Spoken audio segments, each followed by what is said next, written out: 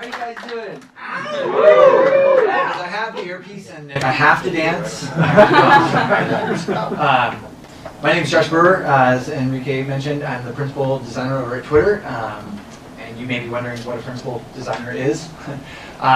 Essentially, I am the design equivalent of a director. I don't manage anyone anymore, and I actually get to design things. I help mentor and lead a lot of the design work across our product and across our platforms, and have a lot of kind of more of a leadership role without direct management, if that makes sense. So I thought I'd start off by talking a little bit about those some things about me, but I wanted to just get a couple things out of the way. Designers aren't ninjas, despite what all job boards say. They aren't, arch nemesis of G.I. Joe characters. And seriously, do you want someone like this working in your office? Maybe, but I seriously doubt it. They aren't rock stars either, despite what many other job titles say. I'm not entirely sure that this lifestyle is exactly what you want your startup to be known for either. And just in case there's any questions, there are no unicorns.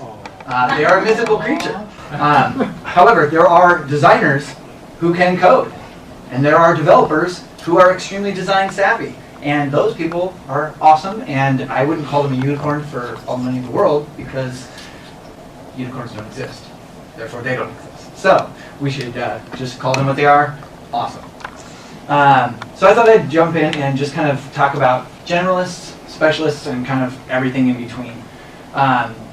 From just kind of the little conversation with Enrique, some of the things that I think we go through at Twitter, and I've seen in the number of startups that I've been a part of, is what are the roles? What kind of designer do you want to bring onto your team, and when do you want to do that, which I'll get to a little bit later.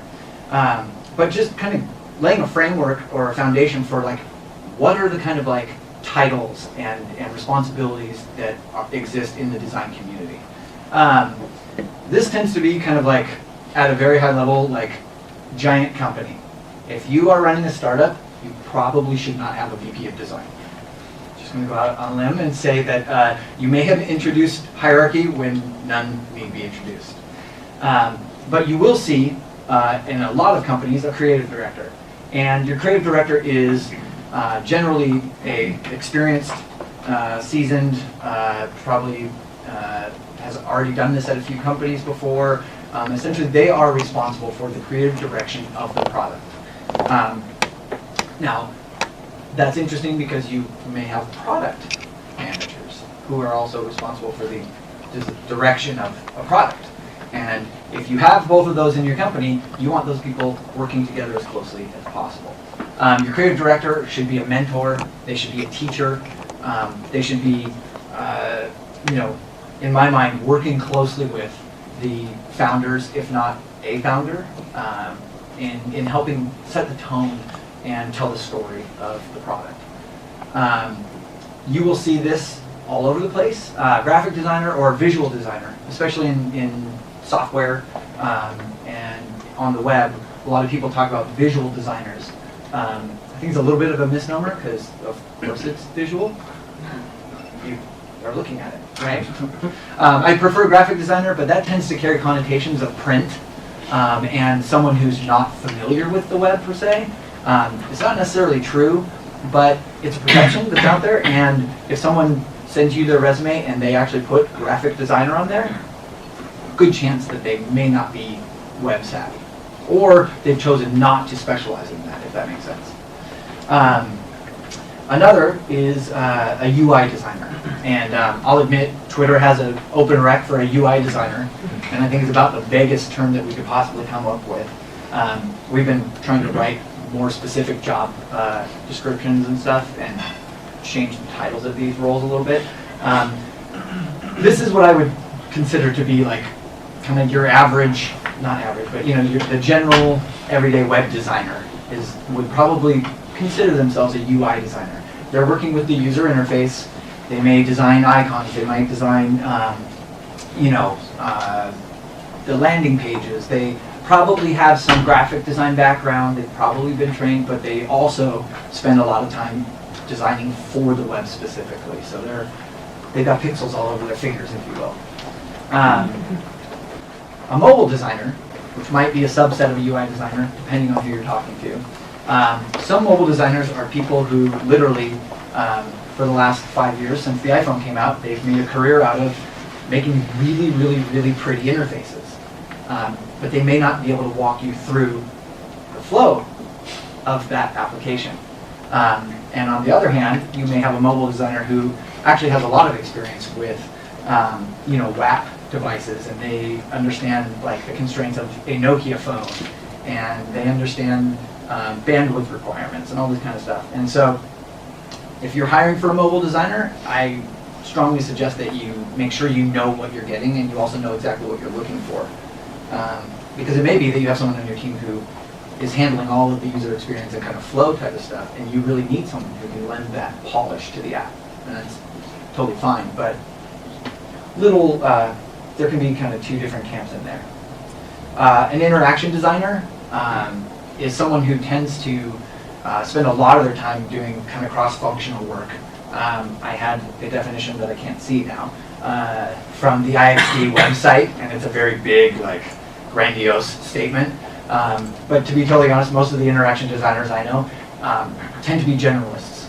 They understand research, they understand wireframes, they understand user flows, that's kind of the language that they operate within.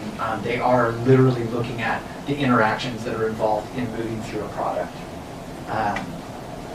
An information architect is another role that you may have heard of, you may or may not be looking for.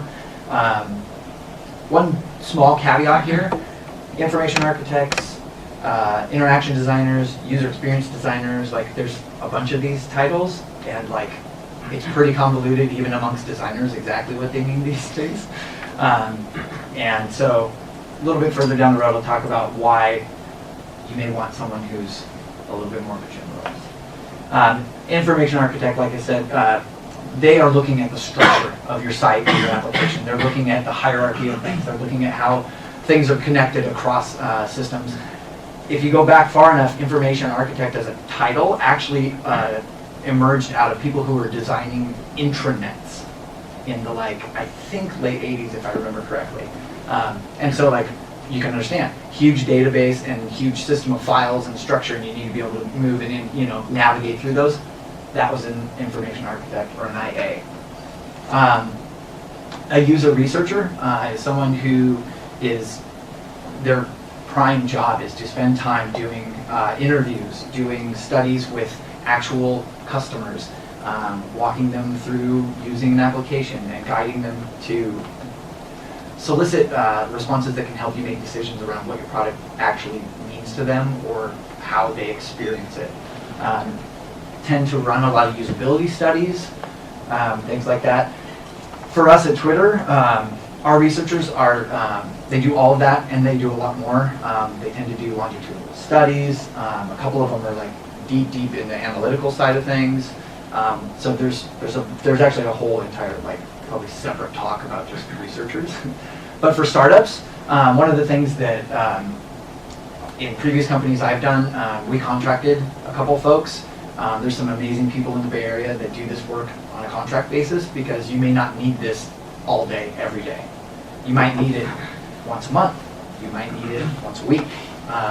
Could be once a quarter depending on what you're working on. But know that there's a community here in San Francisco and in the Bay Area in general that is really, really pretty well versed in this and can help move your company down the road quite a bit. And as I alluded to before, a UX designer or a user experience designer. This term kind of came in vogue in the last 3-ish years. And I think what it evolved out of is the fact that there were a lot of designers, I would say myself included, who coded, they did branding, they did research, you were responsible for the experience of your product that you were designing. And it wasn't quite exactly information architecture. It wasn't quite interaction design. You did a little bit more stuff, and so this title emerged for better or for worse. Because honestly, at the end of the day, like, you are responsible for the experience, whether you're a designer, you're a developer, you're a marketer. Like, I think everyone on some level is responsible for the experience. I capitalized on UX as a term. I happened to write a blog with a good friend of mine called 52 Weeks of UX that we did, and in retrospect, I wish we would not have called it that. Timing-wise, it was awesome. And it honestly, I think UX is a term that whether or not it's convoluted, it connotates someone who can do more than just push pixels, and they are actually able to and are driven to invest the time to do the research and to look at data and start to analyze patterns of the way people use your product. Product designer is another new one that I'm still on the fence about as a title. You'll see it out there a lot. Facebook folks call their designers product designers. A good friend of mine back in London, he calls himself a digital product designer. I think that one's at least a little bit more clear and honest about what exactly it is. We've slowly referred to some of our designers as product designers, but not entirely sure. Essentially, it's someone who's designing a digital product. So at Facebook, those guys are working on the main, like Facebook.com, they're working on the apps, they're designing the product, if you will. So you'll see that one out there, and you should know that's pretty much where that came from and what you're doing.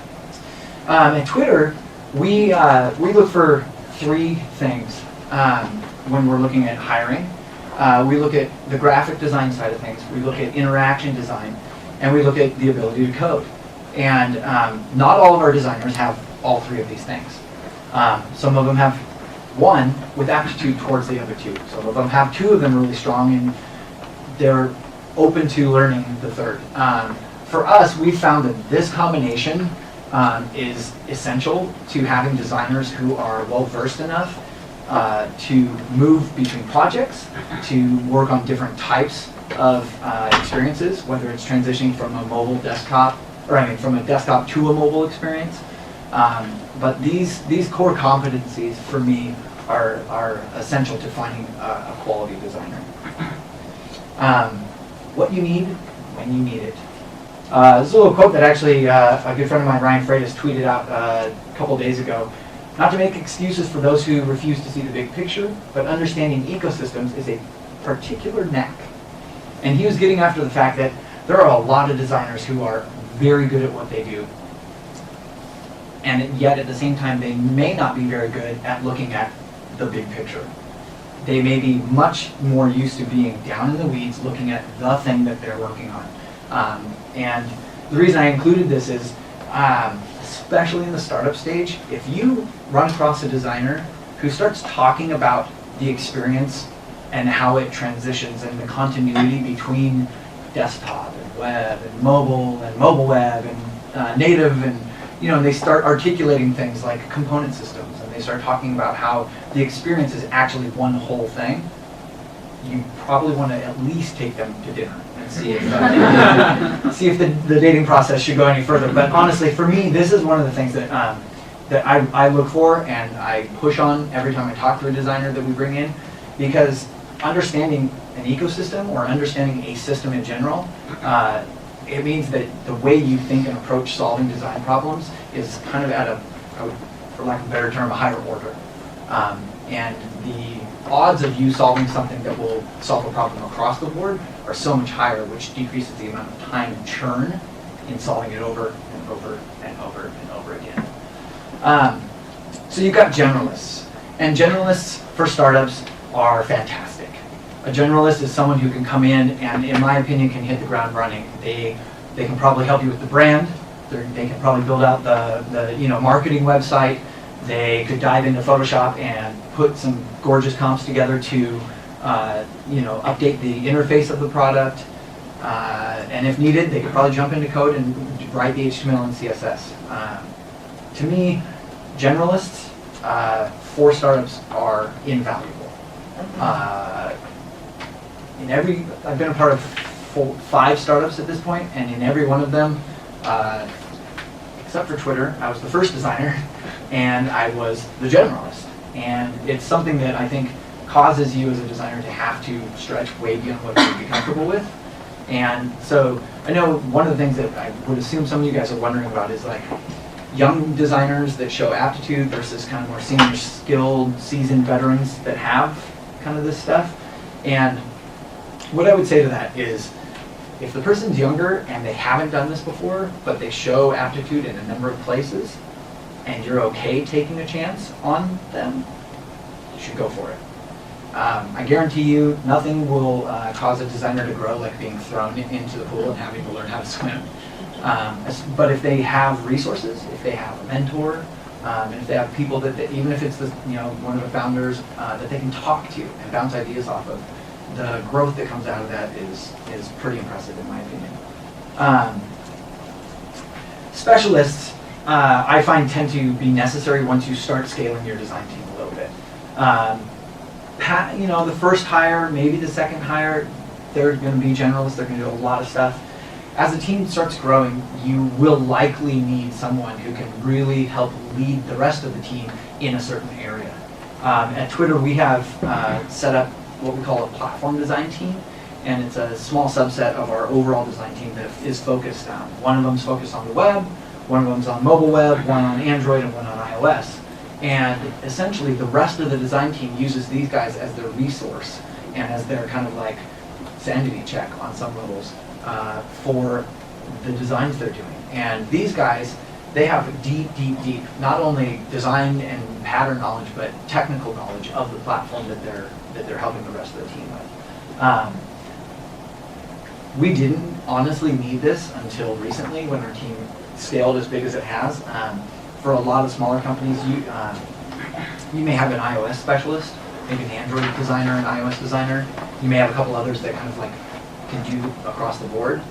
But I wouldn't necessarily say, and this isn't carte blanche, but I wouldn't say specialists are what you want to do in your first hire. However, I will caveat that with, if your product is an iPhone app, you should get a designer who is really well versed in iOS design. Kind of makes sense. So there are obviously edge cases to this, and by no means trying to be prescriptive about this, but just to describe kind of what you might need when you might need it. Research, as I said before, I honestly think for a lot of startups you can contract this out.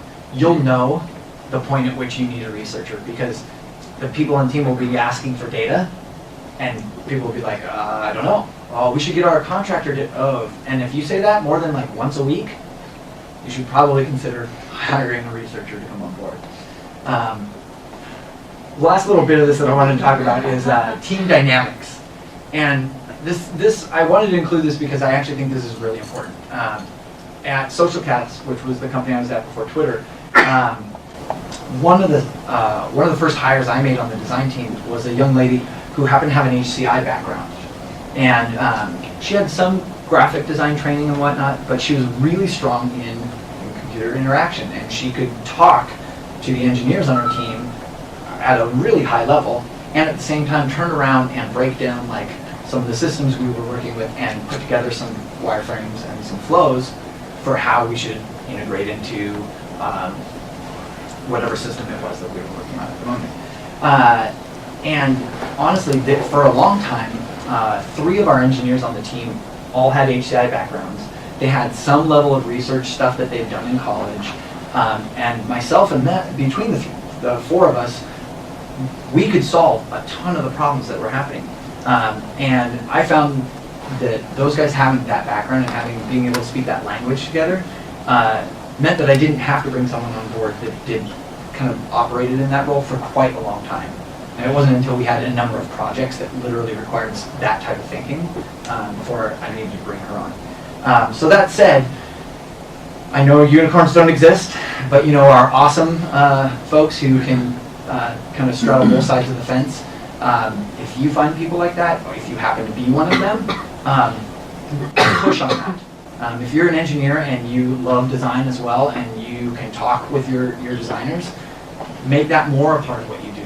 I guarantee the result will be a better product. The more that engineering and design spend time together, and understand kind of the language and the way that problems get solved on both sides of that, the stronger the team, the stronger the product, in my opinion. So scaling the team, this is really an interesting thing, and I by no means have an answer for when and how you should scale your team. It's usually when you have a couple designers and they're working like all 7 days a week, and they're burning the midnight oil, and pretty soon like they stop making sense in meetings. They may not make a ton of sense to begin with, but they make less sense. How about that? And they just start getting a little woozy, and you're not quite sure, like, are you really here? Like, they're burning out really quickly, and that might be a good cue that, like, oh, we probably should hire someone immediately. That's obviously the extreme. I think being really opportunistic about your hires is important, and if you have insight into your roadmap 6, 9, 12 months out, that's how I would start looking for hiring. You know, in 6 months we expect the product to be this, and 9 months from now we're actually going to add this whole entire new feature set. Oh, wow, that's a lot of work, and that's a whole new area that we've never done before. We might want to consider hiring in a designer that has experience in that, and you're looking ahead to when it makes the most sense to hire. I have experienced one of the worst things, which is hiring a designer and not having anything for them to do. Which I doubt in a startup is really going to be the case, but there have been cases I know in my experience and in experience of others that you pivot, you change direction, you spend 3 to 6 months not knowing what the heck you're doing anyways, and that designer's kind of not doing much. And in this kind of like a very short, shallow talent pool that we have, you don't ever want your designers not doing something. Because if they aren't doing something for you, they're probably doing something for someone else. And so you want to keep them engaged, you want to keep them excited, and knowing when to add more people to the team is probably a good part of that. I mentioned SocialCast, already talked through that. Twitter's design team has grown quite a bit in the almost 2 years that I've been there. It was small, just a few of us and two researchers. When I joined, we're nearly 40 at this point. We have our corporate design team, which does a lot of our sales marketing stuff and a lot of the actual like corporate communication design. The videos, if any of you guys have seen some of the videos. We have our platform designers that I mentioned before. We have research. We have the feature, product feature designers, and we do at this point have a group of leads that help lead those teams. And for us, it's been actually it actually ramped up really fast, to be totally honest with you, because our company scaled. When I joined, I was the number 270, and we're over 1,000 people now. I think 1,100 last time I checked. And that many people joining any company is going to put a huge demand on the design team, whether it was from sales or even internally, like stuff that, hey, we need signs for the new building that we're moving into. Someone has to do that. So we scaled up the team, not super fast, but I think pretty darn quick. And we've been very fortunate. We've worked really hard to keep our bar as high as possible, and to bring in talent that not only complements the product, but also the people on the team had an immediate connection with. And I don't want to underestimate that one little piece. If you sit down across from someone and they happen to have a reputation as the best designer on the planet, and the two of you just can't quite find that spark in a conversation, I wouldn't say steer clear of them, but you should take that into consideration, because hopefully, I would hope, you and the designer are going to spend a lot of time together, and being able to talk back and forth, and being able to have a language that you guys build together, and have a rapport is a really important thing. There's one last little point that I wanted to make. Investing in your designers is one of the best things you can do, and obviously salaries and options and those things are great. Some of the little things go a really, really long way. I know that at SocialCast we had a little Amazon pool, and we could go order a book if we wanted to. It was very little, simple, whatever, but I didn't have to ask anyone if I needed the latest web standards book or whatever, or some Paul Rand, branding book. And it was just little things like that that go so far with making the designer feel like they have what they need, right? And they can step out and be confident that they don't have to beg for everything. And I think especially around here, I work at a company where we have a lot of perks. Facebook, Google, some of these places like that. Dry cleaning at some of these places, massages. It's hard to compete with, but if the designer believes in the product and there's actually relationships that they care about, and there's just these little things that go a long way.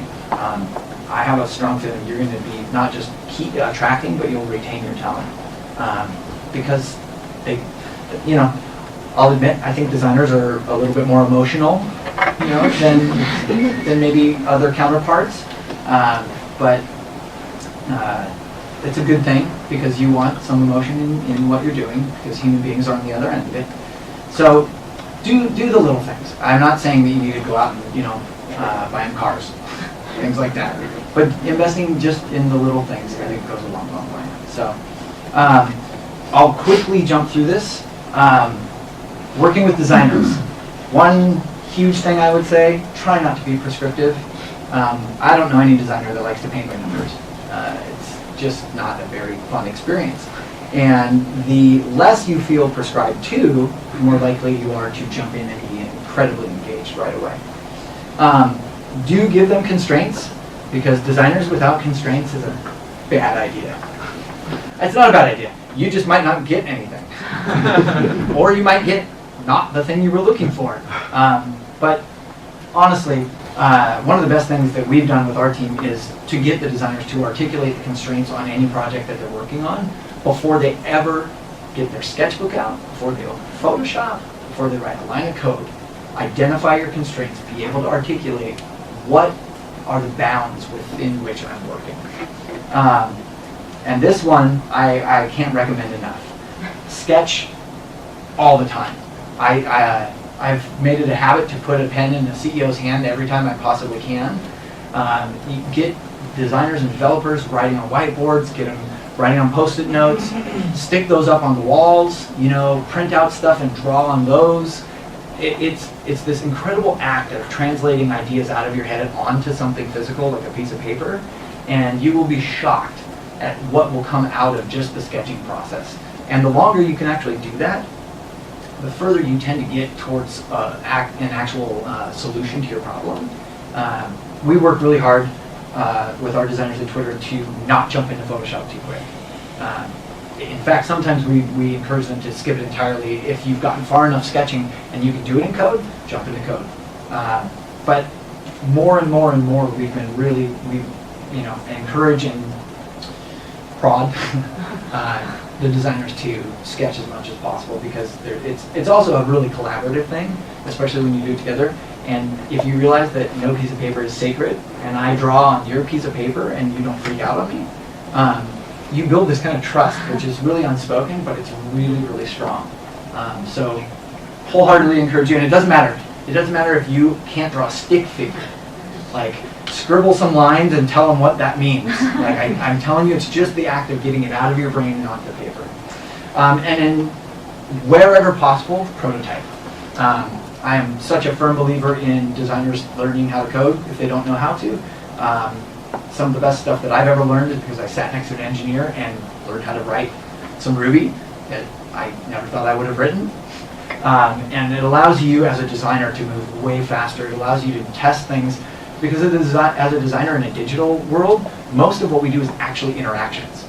It's where people tap or click, or the flow from one screen to another, and that is really hard to articulate in static mocks. So where possible, prototype. This is just one, last little caveat. Design is not magic, and it doesn't happen with clicking the wand tool in Photoshop, just so that myth is dispelled.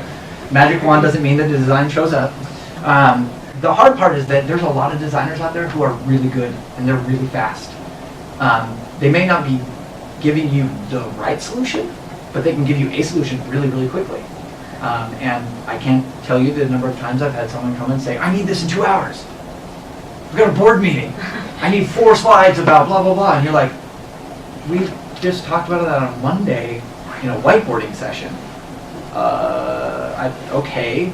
But it's dangerous because you realize as soon as somebody gives you something high fidelity and they see that, it's real. And you can't unsee those things.